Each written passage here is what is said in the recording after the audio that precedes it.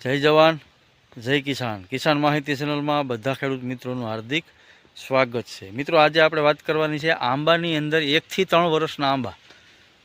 આની અંદર આને ગ્રોથ કરાવવા માટે હ્યુમિક એસિડનો ઉપયોગ કેવી રીતે કરવો અને બીજો મુદ્દો આપણો ખાસ ખેડૂત મિત્રો છે કે ક્લોરોફાયરીફોસ 50% અને સાયફરમેથિનનો ઉપયોગ આંબાની અંદર કેવી રીતે કરવો અને શું કામ આપે છે।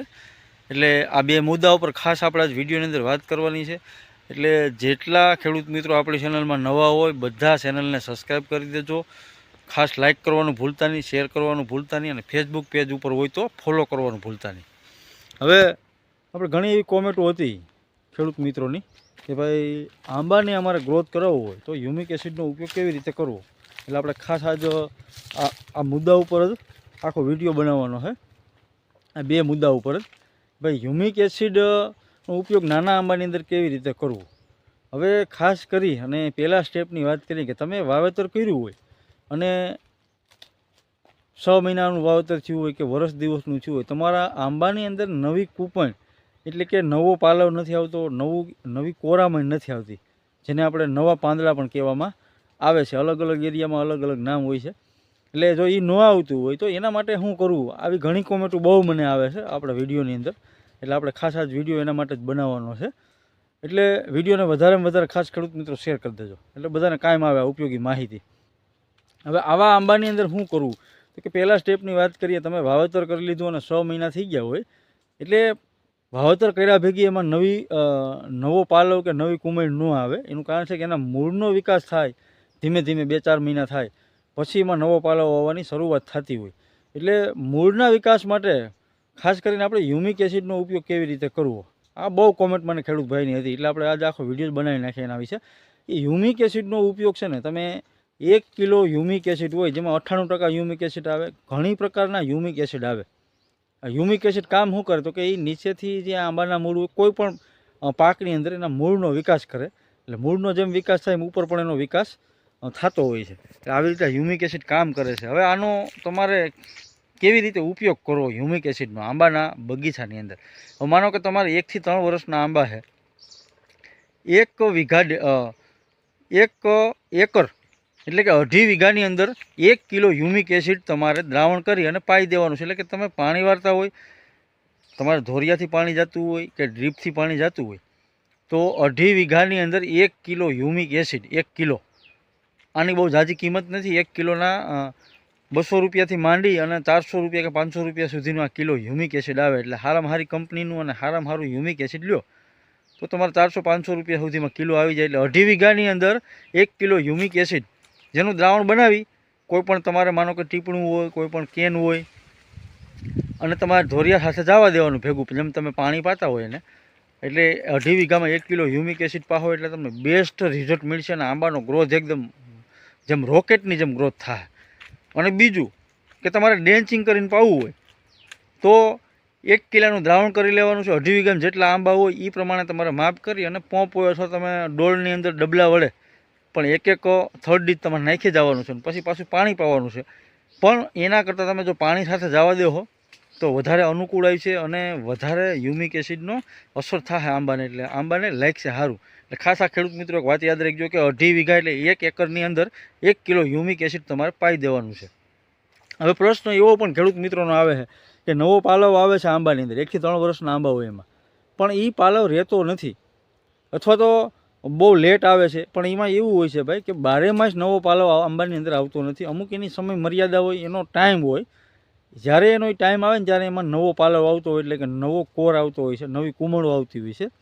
હવે એમાં જે રહેતો નથી ને, કારણ કે એને ઈયળનો એટેક વધારે લાગતો, કોર આવી અને નવો પાલવ આવી અને બળી જતો હોય છે। આ મેઇન મુદ્દો ખેડૂત મિત્રોનો છે। તો આમાં કરવાનું શું છે ખેડૂત મિત્રો, ખાસ તમારે ધ્યાન રાખવાનું છે, જે આપણે વાત કરી ને કે ક્લોરોફાયરીફોસ 50% અને 5% સાયફરમેથિન, આ દવા સસ્તી આવે છે અને સાવ સારી આવે છે। આ દવા તમારે લઈ લેવાની છે અને 15 લીટરના પંપની અંદર ક્લોરોફાયરીફોસ 50% અને 5% સાયફરમેથિન તમારે 15 લીટરના પંપની અંદર ખાલી 30 ml નાખવાની છે, 30 થી 35 ml, વધારે નથી નાખવાની, વધીને 35 ml કે 30 ml।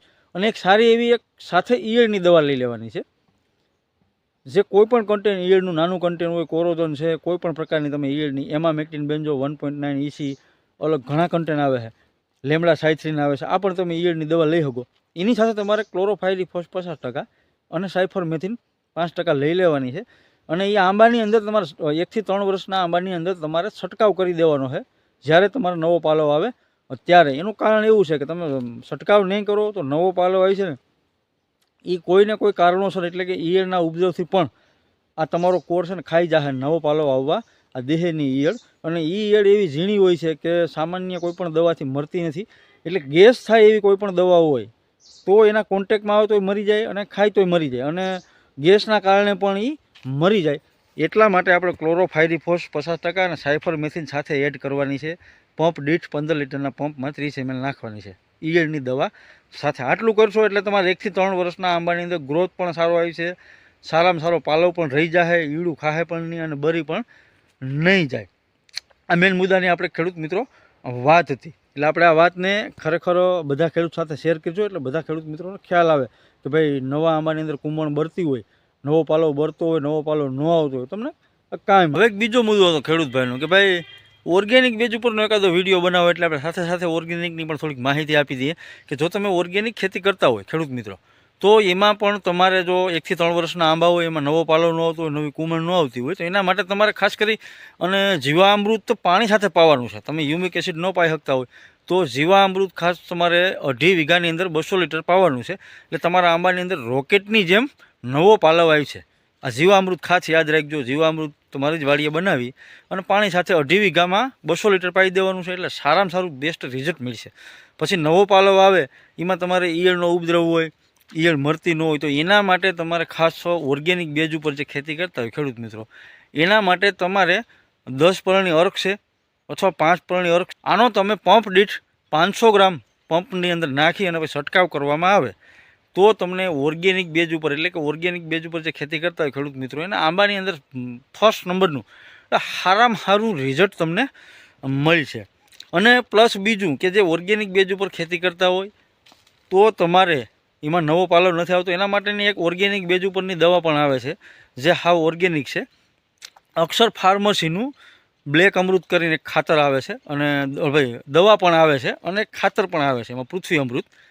આ બેમાંથી કોઈ પણ એકનો તમે ખાતર આવે છે એને તમે જમીનની અંદર એટલે કે 3 થી 1 ફૂટ છેટી રિંગ કરીને પણ નાખી શકો. અને બ્લેક અમૃત આવે છે એનો તમે 15 લીટરના પંપની અંદર 50 ml લેખે નાખી અને જો છંટકાવ કરવામાં આવે તો પણ તમારે આંબાની અંદર બેસ્ટ એટલે કે સારામાં સારું રિઝલ્ટ ખેડૂત મિત્રો મળશે. આ ઓર્ગેનિક બેઝ ઉપરની ખેડૂત મિત્રો આપણી વાત હતી. હવે વિડીયો સારો લાગ્યો હોય તો બધા ખેડૂત મિત્રો સાથે શેર કરજો, સબસ્ક્રાઈબ કરવાનું ભૂલતા નહીં, લાઇક કરવાનું ભૂલતા નહીં અને ખાસ ફેસબુક પેજ ઉપર હોય તો ફોલો કરવાનું ભૂલતા નહીં. જય જવાન, જય કિસાન.